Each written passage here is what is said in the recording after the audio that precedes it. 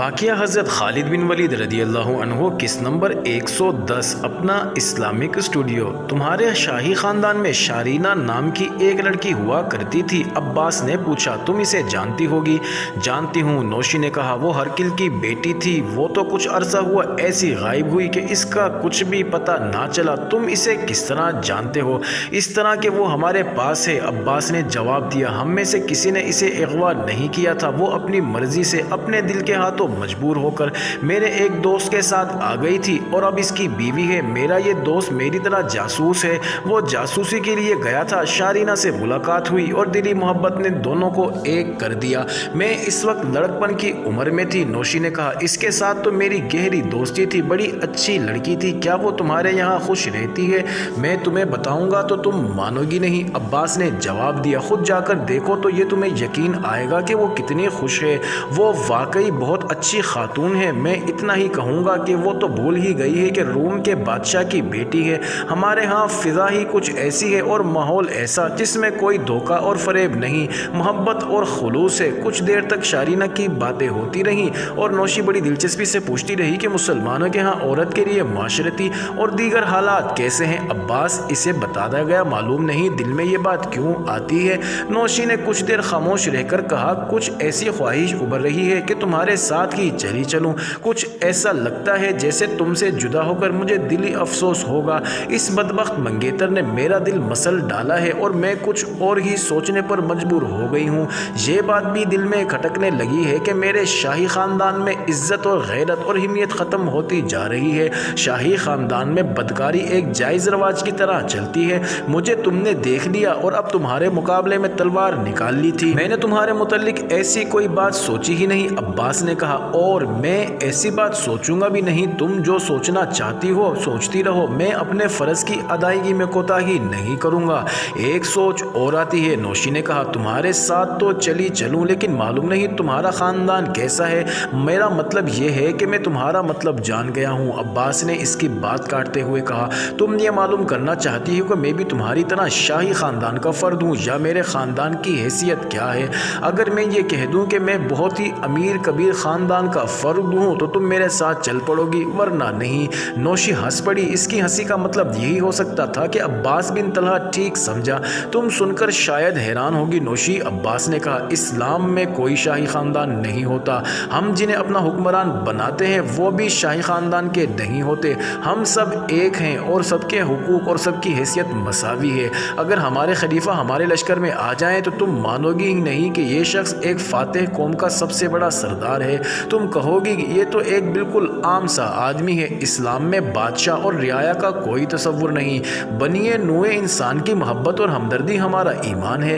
میں نے تمہیں اسی لیے اس شیطان سے نہیں بچایا کہ تم بڑی خوبصورت اور شاہی خاندان کی لڑکی ہو، بلکہ اس لیے کہ تم مجبور اور بے سہارا لڑکی ہو اور جذبات میں آ کر غلط اور پرخطر راستے پر چل نکلی تھی۔ تو کیا مسلمانوں کے متعلق جو کچھ سنتی رہی ہوں وہ غلط ہے؟ نوشی نے کہا، میں نے سنا ہے کہ مسلمان لٹیرے اور وحشی لوگ ہیں، مجھ سے نہ پوچھو، عباس نے کہا۔ ہم نے مصر کے دو بڑے شہر عریش اور فرما فتح کیے ہیں، اس کے درمیان اور ارد گرد بے شمار گاؤں ہیں۔ وہاں جا کر عیسائیوں سے پوچھنا کہ مسلمانوں نے تمہارے ساتھ کیا سلوک روا رکھا ہے، تمہیں اپنے سوال کا جواب مل جائے گا۔ میں شاہی خاندان کا ہی فرد ہوں اور تم میرے ساتھ شادی کرنا چاہتی ہو تو بھی میں تمہیں اپنے ساتھ نہیں لے جاؤں گا، کیونکہ تم میرے ہاتھ میں ایک امانت ہو، اپنی ماں باپ کی امانت۔ میرے مذہب کا حکم ہے کہ امانت ان تک پہنچاؤ جن کی ملکیت ہے۔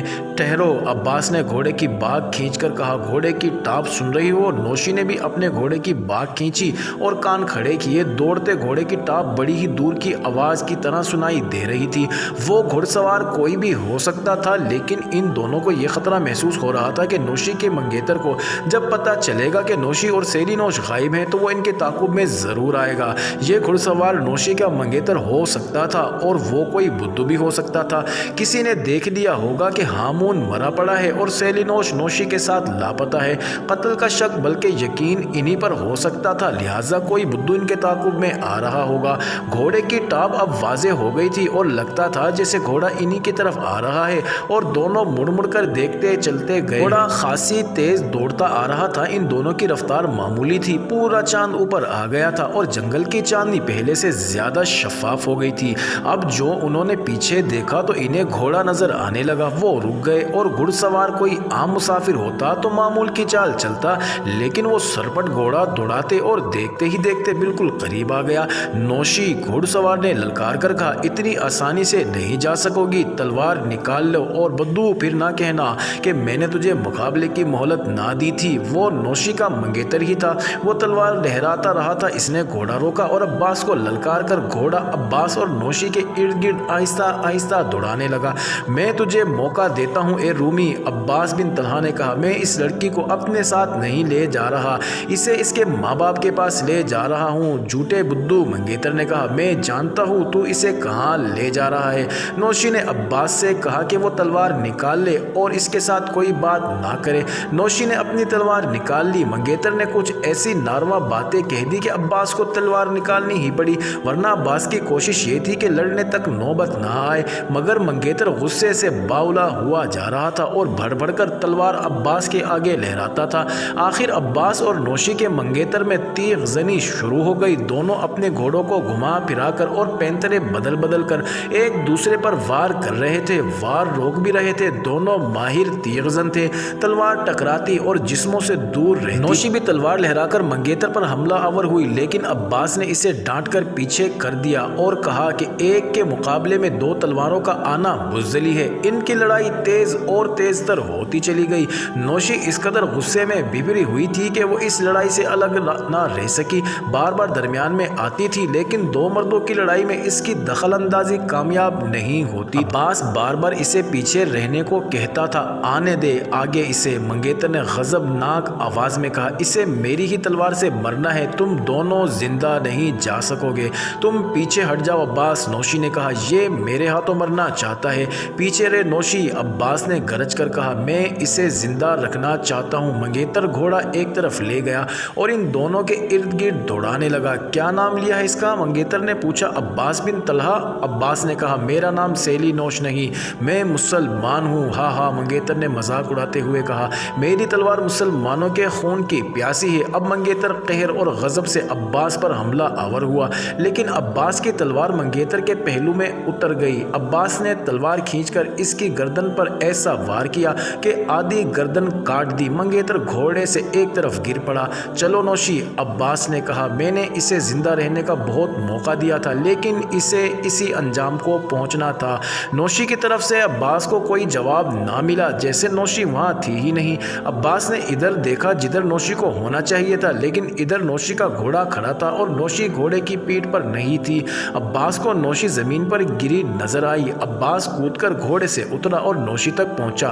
نوشی کے کپڑے خون سے لال ہو گئے تھے۔ عباس نوشی کے پاس بیٹھ گیا اور پوچھا کہ یہ کیا ہوا ہے؟ نوشی درد سے کراتے ہوئے اتنا ہی کہہ سکی کہ بدبخت، مرتے مرتے تلوار میرے سینے میں اتار گیا ہے۔ یہ نوشی کے آخری الفاظ تھے اور اس کا سر ایک طرف ٹھک گیا۔